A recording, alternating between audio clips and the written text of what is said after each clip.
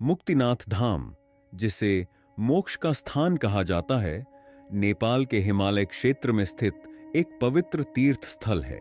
यह स्थल न केवल हिंदू धर्म में बल्कि बौद्ध धर्म में भी अत्यधिक महत्वपूर्ण माना जाता है। यहाँ की यात्रा से जुड़ी धार्मिक मान्यताओं और इस पवित्र स्थल के महत्व को जानना हर भक्त के लिए आवश्यक है।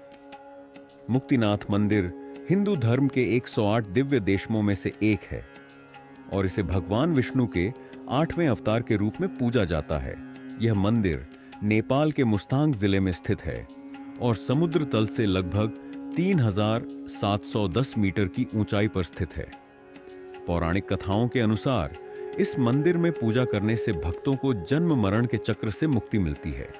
इसीलिए इसे मुक्तिनाथ कहा जाता है, जिसका अर्थ है मुक्ति का भगवान। मुक्तिनाथ धाम का उल्लेख विष्णु पुराण, शालिग्राम महात्म्य और महाभारत जैसे प्राचीन ग्रंथों में भी मिलता है।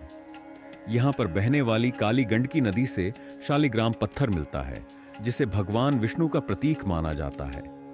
यह भी माना जाता है कि यहाँ स्थित 108 जलधाराओं के नीचे स्नान करने से सभी पापों का नाश होता है और व्यक्ति को मोक्ष की प्राप्ति होती है। मुक्तिनाथ के दर्शन का महत्व धार्मिक और आध्यात्मिक दोनों ही दृष्टिकोण से अत्यधिक है। यहाँ आने वाले भक्तों का मानना है कि मुक्तिनाथ में दर्शन करने से न केवल उनके पापों का क्षय होता है, बल्कि उन्हें जीवन के सभी कष्टों से भी मुक्ति मिलती है। इस मंदिर की यात्रा हर भक्त के लिए एक आध्यात्मिक यात्रा होती है, जहां वे अपने जीवन के उद्देश्य और सच्चाई के करीब पहुंचते हैं। मुक्तिनाथ धाम न केवल हिंदुओं के लिए बल्कि बौद्ध धर्म के अनुयायियों के लिए भी महत्वपूर्ण है। बौद्ध मान्यता के अनुसार यह स्थान गुरु पद्म संभव से जुड़ा हुआ है, जिन्होंने 8वीं शताब्दी में बौद्ध धर्म का प्रसार किया था। बौद्ध धर्म के अनुयायियों के लिए यह स्थल एक पवित्र तीर्थ स्थल है, जहां आकर वे निर्वाण प्राप्ति की कामना करते हैं।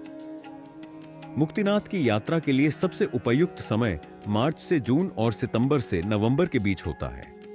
इस दौरान मौसम सुहावना होता है और यात्रा के लिए आदर्श मानी जाती है। मानसून के दौरान जुलाई और अगस्त यात्रा करना मुश्किल हो सकता है, क्योंकि भारी बारिश और भूस्खलन के कारण रास्ते अवरुद्ध हो सकते हैं। सर्दियों में दिसंबर से फरवरी यहां अत्यधिक ठंड और बर्फबारी होती है, जिससे यात्रा कठिन हो जाती है। मुक्तिनाथ धाम पहुंचने के लिए आपको पहले नेपाल के काठमांडू या पोखरा तक पहुंचना होगा। काठमांडू और पोखरा दोनों ही स्थान हवाई मार्ग से अच्छी तरह जुड़े हुए हैं। पोखरा से आप जोमसोम तक की हवाई यात्रा कर सकते हैं, जो मुक्तिनाथ के करीब का हवाई अड्डा है। जोमसोम से मुक्तिनाथ धाम तक पहुंचने के लिए आपको जीप, मोटरसाइकिल या पैदल यात्रा करनी होगी। यह यात्रा कठिन हो सकती है, लेकिन मार्ग में हिमालय की अद्वितीय सुंदरता और प्राकृतिक दृश्यों का आनंद लिया जा सकता है। जो यात्री साहसिक यात्रा करना पसंद करते हैं, वे पोखरा से जोमसोम तक ट्रेकिंग भी कर सकते हैं। इस मार्ग में आपको प्राकृतिक सौंदर्य, स्थानीय संस्कृति और हिमालय की विशालता का अनुभव करने का अवसर मिलेगा।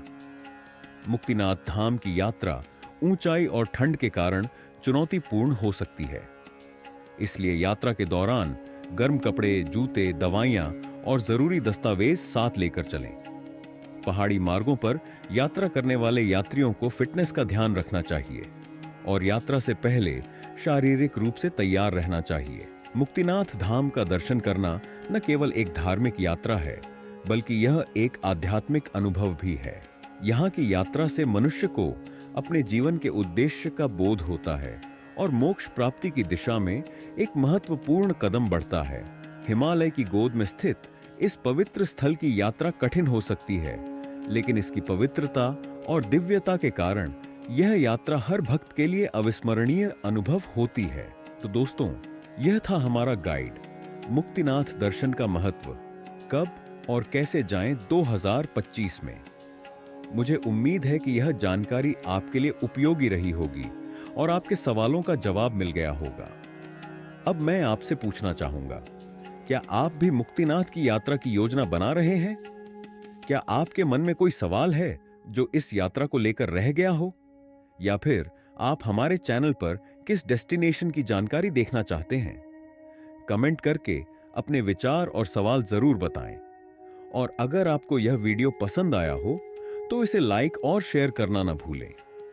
अगर आपने अभी तक चैनल को सब्सक्राइब नहीं किया है तो जल्दी से कर लीजिए, क्योंकि 2025 में घूमने के लिए और भी शानदार जगहों की जानकारी हम आपके लिए लेकर आएंगे।